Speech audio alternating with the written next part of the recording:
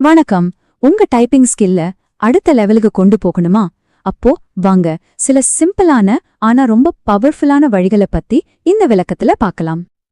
நம்மள பல பேர் இன்னும் கீபோர்ட பார்த்து ஒவ்வொரு எழுத்தா தேடி தேடி 2 விரல்ல டைப் பண்ணிட்டு இருக்கோம் இல்லையா? இதனால நம்ம நேரம்தான் வீணாகுது, கூடவே சோர்வும் வருது. ஆனா கவலைப்படாதீங்க, இந்த பழக்கத்தை மாத்துறது ரொம்பவே சுலபம். ஏன்னா இப்போ இருக்கிற டிஜிட்டல் உலகத்துல வேகமாவும் துல்லியமாவும் டைப் பண்றதுங்கிறது ரொம்ப ரொம்ப முக்கியமான ஒரு ஸ்கில்.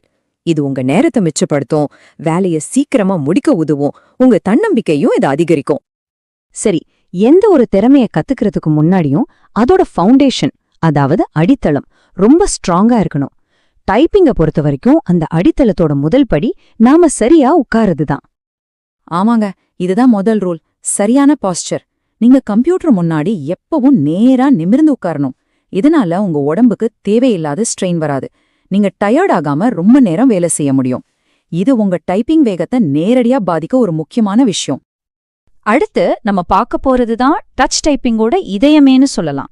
அதுதான் உங்க விரல்கள் இருக்க வேண்டிய சரியான இடம். இந்த ஹோம் கீஸ் அப்படிங்கிறது ஒண்ணும் இல்ல, உங்க விரல்கள் ஓய்வெடுக்கிற ஒரு இடம்.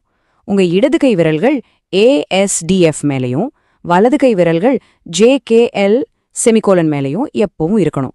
நீங்க எந்த கீயை பிரஸ் பண்ணாலும் சரி, உங்க விரல்கள் ஆட்டோமேட்டிக்கா இந்த இடத்துக்கு திரும்பி வந்துடணும்.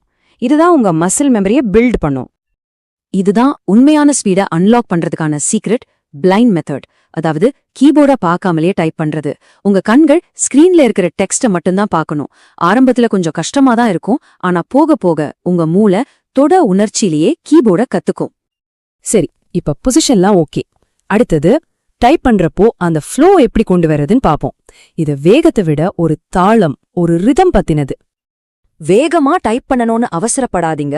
அதுக்கு பதிலா ஒரு பாட்டுக்கு தாளம் போடுற மாதிரி ஒரு ஸ்டெடியான ரிதமோட டைப் பண்ணுங்க. ரொம்ப அழுத்தி பிரஸ் பண்ணாதீங்க, மென்மையா தொட்டா போதும். இப்படி பண்ணும்போது ஸ்பீடும் அக்யூரஸியும் தானா இம்ப்ரூவ் ஆகும். சரி, டெக்னிக் எல்லாம் பார்த்தாச்சு. ஆனா இதெல்லாம் சரியா ஒர்க் ஆகணும்னா நமக்கு ஒரு முக்கியமான விஷயம் தேவை. அதுதான் நம்மளோட மைண்ட் செட், அதாவது கவனமும் விடாமுயற்சியும். நீங்க பிராக்டிஸ் பண்ணும்போது தயவு செஞ்சு உங்க மொபைல் போனையோ இல்ல மத்த டிஸ்ட்ராக்ஷன்ஸையும் தள்ளி வச்சிடுங்க.